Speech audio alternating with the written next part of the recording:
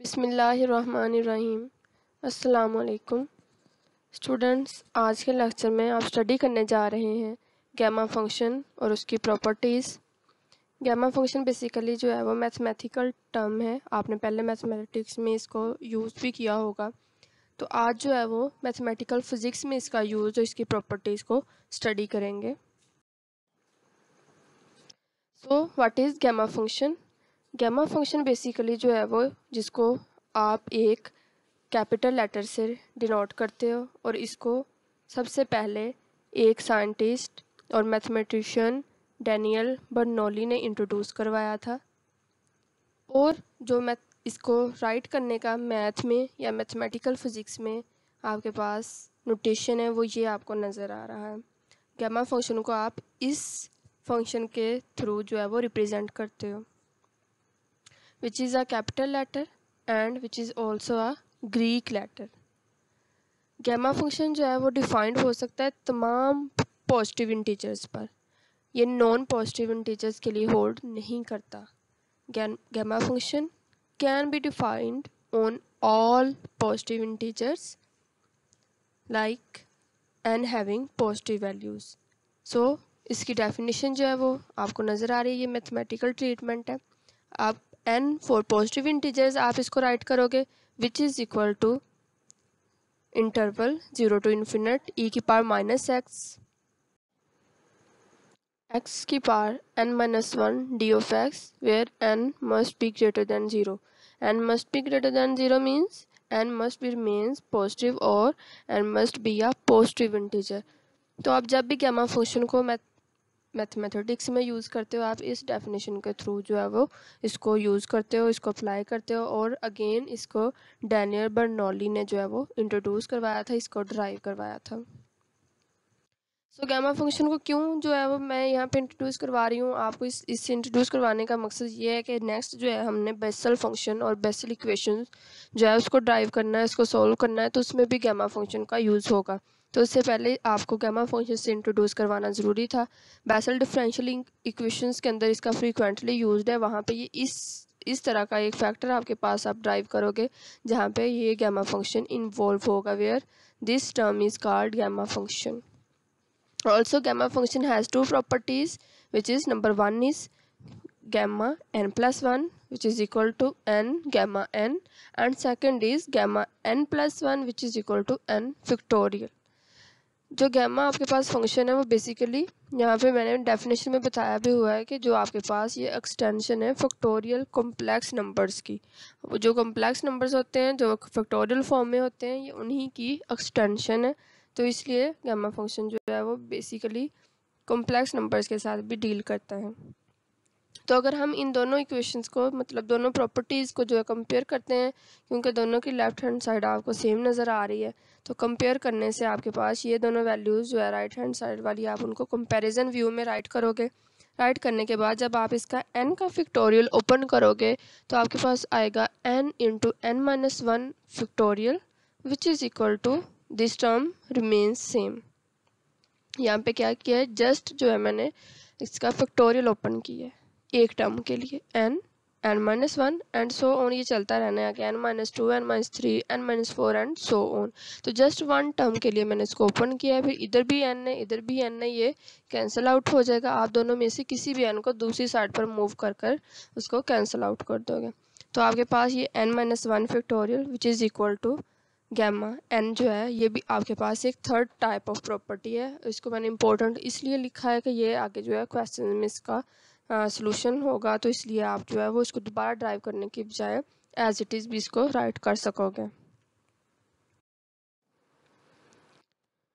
Next है derivation of properties, मतलब जो दोनों प्रॉपर्टीज़ हैं उनको कैसे ड्राइव करना है। सबसे पहले आप नंबर 1 प्रॉपर्टी को ड्राइव कर लें, मतलब आपने ये वाली प्रॉपर्टी ड्राइव करनी है। तो डेफिनेशन यूज़ किया मैंने गैमा फंक्शन की, जो कि आपके पास इस तरह से थी e की power minus of x n minus 1 d of x and interval 0 to infinite. अब यहाँ पे एक नोटेशन है जो खुद से पुट करना है, ज्यूम करना है n is equal to n plus 1 because we required n plus 1 for this property. So we replace n is equal to n plus 1. So after putting n gamma n plus 1 which is equal to this term and where n power replaced by n plus 1 and minus 1. So यहाँ पे plus 1 minus 1 cancel out होने के बाद आपके पास just n रह जाएगा और left hand side as it is रहेगी। अब इसको फर्दर सॉल्व करने के लिए आपको ये दोनों फंक्शन जो नज़र आ रहे हैं, ये भी x का फंक्शन है, ये भी x का फंक्शन है और इंटीग्रेशन भी विद रिस्पेक्ट टू x है। तो आप इसको इंटीग्रेशन बाय पार्ट सॉल्व करोगे। जब आप इंटीग्रेशन बाय पार्ट सॉल्व करते हो तो आपको पता है कि आप एक फंक्शन को जो है वो फर्स्ट फंक्शन का नाम देते हो और दूसरे को सेकंड का। तो जो आपको पहले ज़्यादा जो है वो कन्वीनियंट लग रहा होता है या जिसका आप जो है इजीली डेरिवेटिव ले सकते हो, आप उसको फर्स्ट फंक्शन रखते हो और दूसरे वाले को आप सेकंड फंक्शन रखते हो। तो यहाँ पे जो मैंने यहाँ पे आपको बोल्ड नज़र आ रहा है, एक्स की पावर एन को मैंने फर्स्ट फंक्शन रखा है और ई की पावर माइनस ऑफ एक्स को मैंने सेकंड फंक्शन रखा है। तो जब इसको सॉल्व करेंगे तो हमें पता है कैसे करते होते हैं कि फर्स्ट फंक्शन को वैसे ही लिखा मल्टीप्लाइड बाय सेकंड फंक्शन का इंटीग्रल। तो हमें पता है ई की पावर माइनस ऑफ एक्स का इंटीग्रल एज इट इज़ और डिवीजन में उसका जो है वो यहाँ पे आपके पास जो भी एक्स के साथ मल्टीप्लाई चीज़ हो रही हो उसके साथ डिवाइड कर देते हैं और लिमिट हमारे पास 0 to इन्फिनिट आ जाएगी इस फंक्शन के लिए। उसके बाद माइनस इंटीग्रेशन साइन एंड जिसका हमने इंटीग्रल लिया होता है उस फंक्शन को लिखते हैं, जैसे कि ये वाला आपके पास एज इट इज़ आएगा और जिसको पहले एज इट इज़ लिखा था उसका आप जो है वो डेरिवेटिव लिखेंगे। तो डेरिवेटिव जब लिखेंगे तो यहाँ पे आपके पास पावर रूल अप्लाई होगा, एन साइड पे आ जाएगा और एक्स की पावर में एक जो है वो डेफिशिएंसी आएगी या एक की हम कमी उसमें क्रिएट करेंगे। तो ये आपके पास आ जाएगा एन एक्स की power n minus 1 d of x. So next step में आप जब यहाँ पे लिमिट्स अप्लाई करोगे तो ये आप देख लेंगे कि आपके यहाँ पे 0 आएगा। इधर ये limits upper limit minus lower limit करने के बाद आपके पास यहाँ पे 0 आ जाएगा। नेक्स्ट स्टेप में ये वाला माइनस दोनों जो जब कंबाइन होंगे तो यहाँ पे प्लस साइन आएगा। ये n कांस्टेंट है बिकॉज ये x डिपेंडेंट फंक्शन है वेयर n रिमेन्स कांस्टेंट, सो इसको इंटीग्रेशन के बाहर राइट कर सकते हैं। बाकी अंदर वाले फैक्टर को जब मैंने रीऑर्गेनाइज किया तो मेरे पास आ जाएगा 0 to इन्फिनिट ई की power minus of x x पर raise to n minus 1 d of x. So ये तो आपके पास अगेन डेफिनेशन ही बन गई। किसकी डेफिनेशन? गैमा फंक्शन की डेफिनेशन यहाँ पे आपको नज़र आ रही है। सो मैं इसको रिप्लेस कर देती हूँ by using definition gamma of n। तो जब यहाँ पे मैंने वैल्यू पुट कर दी गैमा ऑफ n की तो ये n एज इट इज़ आ जाएगा और यहाँ पे gamma of n। So first property is proved.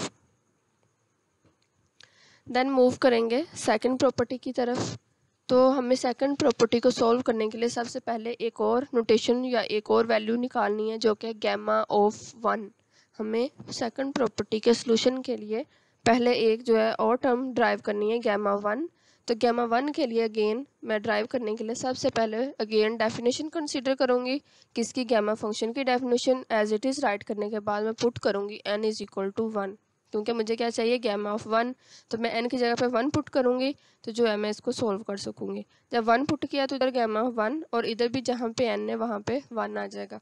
तो 1 माइनस 1 0 और किसी भी टर्म की पावर 0 आपको पता है वो आपको 1 आंसर देती है।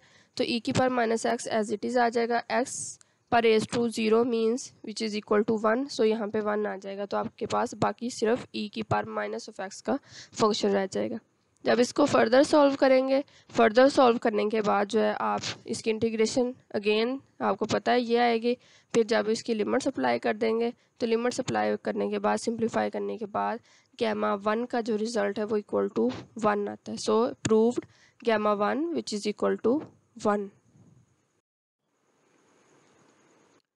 Also gamma 1 which is equal to 1, also we can write 1 is equal to 0 factorial, 0 factorial also equal to 1, या जो है वो आप गैमा ऑफ 1 को भी इक्वल टू 0 फैक्टोरियल लिख सकते हैं। इसको भी अगेन मैंने इंपॉर्टेंट का नाम दिया है कि ये भी जो है क्वेश्चन में सोल्व हो सकता है।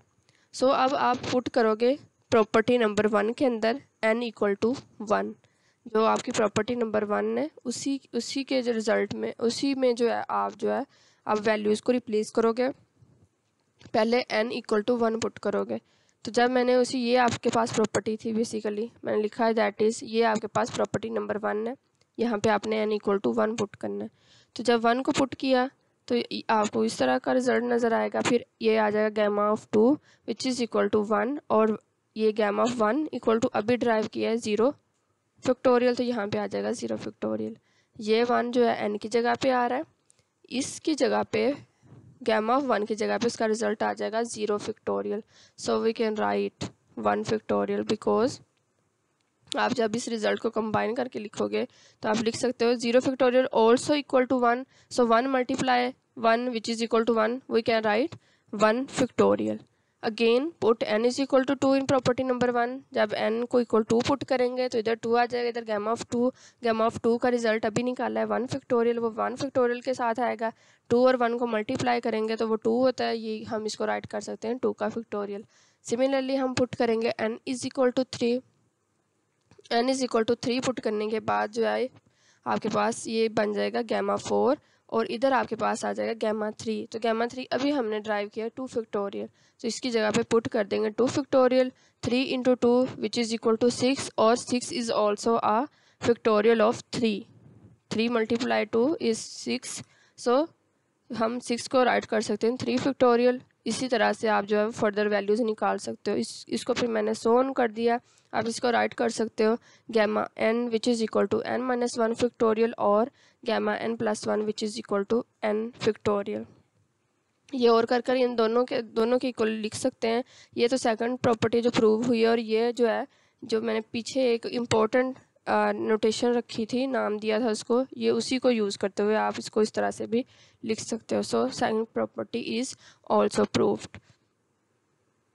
देन इनको यूज़ करते हुए आपने क्वेश्चन सॉल्व करना है, जिसमें आपके पास gamma 1/2 which is equal to under root of pi, आपने लेफ्ट हैंड साइड को यूज़ करते हुए राइट हैंड साइड प्रूव करनी है, इन्हीं को यूज़ करते हुए, इन्हीं प्रॉपर्टीज़ को और डेफिनेशन ऑफ गैमा को। ओके गाइस, लास्ट पर जो है वो आपको कोई भी प्रॉब्लम हो आप मुझसे क्वेश्चन कर सकते हैं, आप कमेंट सेक्शन में जो है वो अपना क्वेश्चन ड्रॉप कर सकते हैं। और इसके अलावा आप जो है, अगर आपको वीडियो अच्छी लगी है तो आप इसको लाइक ज़रूर करें, और मेरे चैनल को सब्सक्राइब करना मत भूलिएगा। Thank you.